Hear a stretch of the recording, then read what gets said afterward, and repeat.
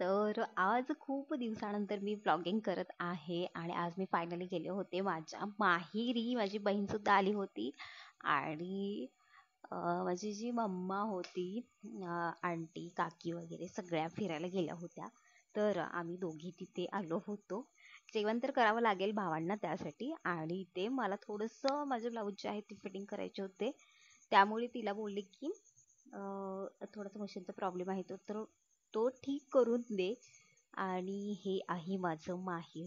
आम्ही टोटल बघायला गेलो तर 9 जण आहेत, पण दोन जी शेवटची चिल्ली पिल्ली आहेत ती सुद्धा फिरायला गेली होती आंटींसोबत. तर इथे छोटूची मज्जा मस्ती सुरू आहे. आमचं सुद्धा ऍक्च्युली म्यूट केले, नाहीतर आमची सुद्धा माप इतर लोकांची माप काढायचं आमचं काम सुरूच असतं. असलं पाहिजे, जाम पाहिजे. बघ दादा ब्रेडामध्ये खा. ब्रेडामध्ये जाम खायचं. जेवली नाही का? का नाही जेवला? चपाती पण खायची बाळ. खाणार?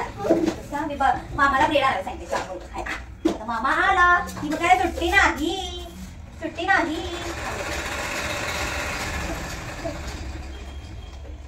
खातोय ना अजय?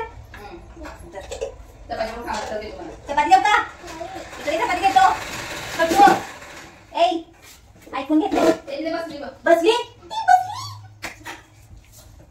आता आमचं ठरलं होतं पावभाजी करायचं, आणि छोटीची मज्जा मस्ती माझ्यासोबतच चाललेली असते. आणि ते पावभाजीची जी काही सामग्री लागते ती आणली होती. आम्ही सगळ्यांनी कॉन्ट्रीब्युशन काढलं होतं, आणि ते माझ्या भावाला म्हटलं होतं कांदा तेवढा कट करून दे. आणि ते पावभाजीचा जो बेसिक मसाला आहे तो तयार करण्यासाठी आलं लसूणची लाल मिरची आहे ती घेतली होती आणि त्याची एक बारीक पेस्ट केली. आणि त्यानंतर कुकरमध्ये टोमॅटो आणि जो बटाटा आहे तो उकडून घेतला. आणि इथे बघू शकताय आमची गडबड आणि लगबग पावभाजी करण्यासाठी लागलेली. आणि या दोघांना कांदा चिरायला मी बसवलं होतं. ही माझी बहीण आहे आणि हा माझा भाऊ. आता ही राहिलेली जी भांडी आहेत ती मी क्लीन करून घेणार. आणि संध्याकाळचे 4 वाजले होते. मी चहा, आमच्याकडे वाटीतूनच चहा घेतला जातो. खूप सारे कप वगैरे आहेत, पण वाटीतून चहा घेतला जातो. चहा, खारी, टोस्ट आणि ब्रेड आणि बटर होतं. आणि इथे हा कुकरची शिट्टी दुसऱ्या काकीच्या घरी, म्हणजे लगेचच पलीकडे. तर ही माझी कझन सिस्टर आहे. काय पाहिजे तुला? बटाटे काय पाहिजे? हा तर काय पाहिजे सांग की. बटाटा पाहिजे? आणि पावभाजी खाणार नाहीस? हा छोटू बोल बोल छोटू. हा छोटू, ए छोटू बोल की काय पाहिजे तुला? हा आमचा छोटू. ए रडका छोटू. छोटू रडका रडका. हे बघा बंद केला कॅमेरा, मी बंद केला. चला बाई काम करूया. तर लगेच बघितलं बघ. पावभाजी. मॅमी मॅमी मॅमी. तर इथे तुम्ही बघू शकताय बटाटे आणि जे टोमॅटो होते ते आम्ही उकडून घेतलेले होते मोठ्या कुकरमध्ये, आणि अशा पद्धतीने मॅश करत होतो. मॅशर होता पण मॅशरने काही होत नव्हतं, त्यामुळे म्हटली माझी बहीण की तू डायरेक्ट तांब्याच घेते आणि त्याने आपण जे आहे ते मॅश करूयात. तर इथे तुम्ही बघू शकताय अशा पद्धतीने याची कन्सिस्टन्सी झालेली आहे. आता इथे जी काही उरलेली सुरलेली भांडी वगैरे आहेत ती क्लीन करून घेतलीत मी, कारण कारण पावभाजी करायची सुद्धा होती आणि खूप जास्त क्वांटिटीमध्ये पावभाजी होती. 15 ते 20 लोकांसाठी बनवायची होती. आणि पाहुणे वगैरे काही नाही, आम्ही भावंडच आम्ही सगळ्यांनी ठरवलं की जेवण करण्यापेक्षा किंवा बाहेर जेवायला जाण्यापेक्षा आपण कॉन्ट्रीब्युशन काढूया आणि पावभाजी करूयात. तर असं आमचं प्लॅनिंग झालं. मग आमची तीच गडबड चालली होती. इथे पप्पा आले होते चहा घेण्यासाठी. पप्पांना विचारलं तुम्ही चहा घेणार का? तर पप्पा बोलले चहा नको. मग पप्पांनाही विचारलं तुम्ही पावभाजी खाणार का, तुमच्यासाठी जेवण बनवू? तर पप्पा बोलले ठीक आहे पावभाजी असू दे, जेवण वगैरे काही नको. तर सगळ्यांसाठी आम्ही पावभाजी बनवली. आणि तर इथे माझे पप्पांना माझ्या मते मी पहिल्यांदा ब्लॉगमध्ये घेतला असेल. आणि इथे मी माझ्या भावासाठी सुद्धा चहा ठेवला होता आणि पप्पांना बोलले की थोडासा चहा तुम्ही सुद्धा घ्या, कारण 4:30-5 वाजायला आले होते.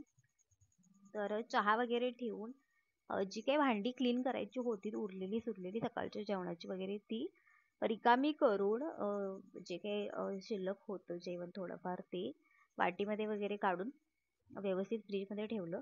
कारण नंतर खूप वेळ होणार होता. आम्हाला माहिती होतं. आम्ही दोघेच करणार होतो. कांदा वगैरे चिरून दिलं म्हणजे झालं नाही. फोडणी टाकण्यासाठी आणि ती पावभाजी शिजण्यासाठी आणि खूप जास्त क्वांटिटीमध्ये असल्यामुळे ना थोडा वेळ लागणार होता हे आम्हाला माहिती होतं. म्हणून आम्ही दोघींनी पटपट कामं जी आहेत ती वाटून घेऊन आवरून घेतलीत. आणि इथे मी एका गॅसवरती चहा सुद्धा ठेवलेला आहे माझ्या भावासाठी आणि पप्पांसाठी. आता इथे चहामध्ये मी पळीने दूध घालते. कारण ते दुधाचं जे भांडं आहे ते खूप हेवी आहे आणि एका हाताने ते जर उचलतच नाही. खूप जास्त हेवी आहे. फक्त ते दुधासाठी मम्मीने माझ्या घेतलेलं आहे. ठीक आहे. इथे मी छोटी छोटी जी काय भांडी आहेत ती पूर्णपणे हे करून घेते. रिकामी करून घेते. कारण ती पटकन घासून झाल्यानंतर आम्हाला बरं पडेल एकसारखं पावभाजी करण्यासाठी. आणि ते पप्पांना जो चहा आहे तो बशीतूनच दिला. कारण त्यांना सुद्धा जायचं होतं. आणि माझे पप्पा रिक्षा चालवतात. रिक्षा ड्रायव्हर आहेत. तर त्यांना म्हणजे स्वतःचीच असते रिक्षा आहे. तर त्यांना जायचं होतं. त्यांचा नंबर आला होता. म्हणजे रिक्षामध्ये सीटा बसल्या होत्या म्हणून पप्पा बोलले की डायरेक्ट बशीमध्ये चहा दे. तर चहा दिला मी त्यांना. त्यांनी चहा घेतला. भावालाही म्हटलं की चहा थंड होते घे म्हणून. त्यालाही चहा ओतून ठेवला होता. आणि इथे जी भांडी आहेत ती मी क्लीन करायला घेतली होती. आणि हा तुम्ही मसाला बघू शकताय. अद्रक लसूण आणि मिरचीची पेस्ट आहे. हा आहे पावभाजी मसाला, कुर्मा मसाला. पावभाजी मसाला जो आहे तो पूर्ण 100 रुपयाचं जे पॅकेट आहे तो मोठं ते घातलं. लाल तिखट घातलं होतं 1 चमचा, 1 मोठा चमचा. धणे जिरेची पावडर होती. थोडासा हिंग सुद्धा घातलेला होता. कुर्मा मसाला सुद्धा घातलेला होता. हे सगळं एकत्र करून घ्यायचं. छान अशी या पद्धतीने त्याची जी कन्सिस्टन्सी आहे अशी झाली पाहिजे. आणि आता आपली जी पावभाजी आहे ती आपण करायला घेऊया. खूप मोठं घमेलं म्हणतात त्याला. आणि आम्हाला तर्रीवाली पावभाजी हवी होती. ॲक्च्युली पावभाजीला तर्री नसते, पण आम्हाला तर्रीवाली हवी होती. कारण आमच्याकडे कट खाणारे भरपूर जण आहेत आणि आमच्या विरोधात कट रचणारे सुद्धा भरपूर जण आहेत. ठीक आहे. तर इथे तेल गरम करत मी ठेवलं होतं. तेल गरम झाल्यानंतर कांदा जो आहे तो फ्राय करण्यासाठी त्यामध्ये मी टाकून दिला. आणि छान मस्त गोल्डन ब्राऊन होईपर्यंत कांदा भाजल्यानंतर त्याच तेलामध्ये जो फ्लॉवर होता तो मी भाजण्यासाठी घातलेला आहे. तुम्ही बघू शकताय. आणि हे जे घमेलं आहे आमच्याकडे घमेले किंवा घम म्हणतात. तर हे घेण्याचं कारण असं की व्यवस्थित छान पद्धतीने मिक्स करता येईल जी पावभाजी आहे ती. आणि दुसरी गोष्ट म्हणजे म्हणजे खाली सांडणार नाही. कम्फर्टेबल होईल हलवण्यासाठी वगैरे. आणि भावाला म्हटलं शूट घे. त्याने उलटा फुलटा कॅमेरा करून टाकला. ठीक आहे. तर त्यानेच नंतर शूट घेतलं. हा फ्रोझन मटार आहे तोही घातला. तर हे दोघेच गेले होते माझे भाऊ बाजार करण्यासाठी डी-मार्टला. तर तिथूनच आणला होता हा फ्रोझन मटार.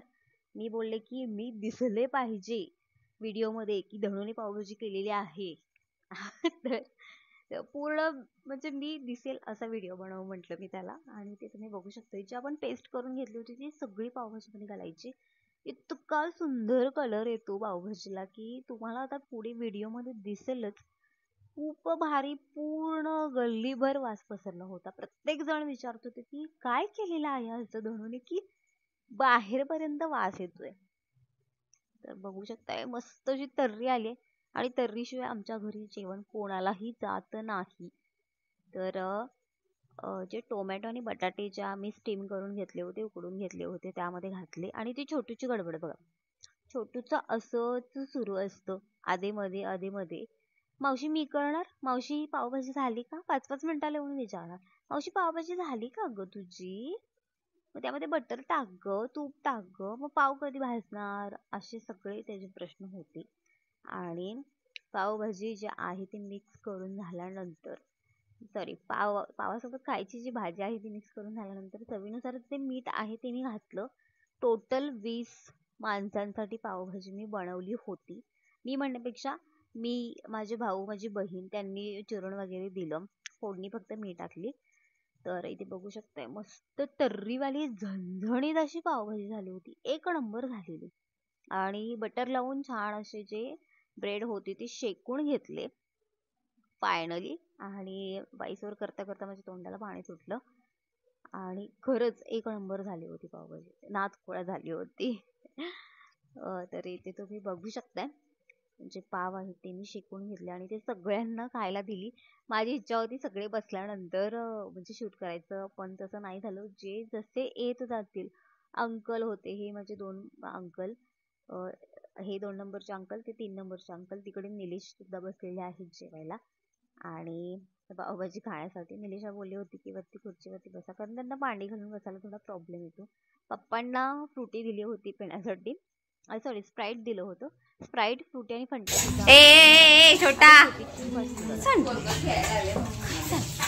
काय चालली बास काय हा भांडी धुतोय, भांडी धुतो, भांडी झालीत काय धुवून शिस्तीत.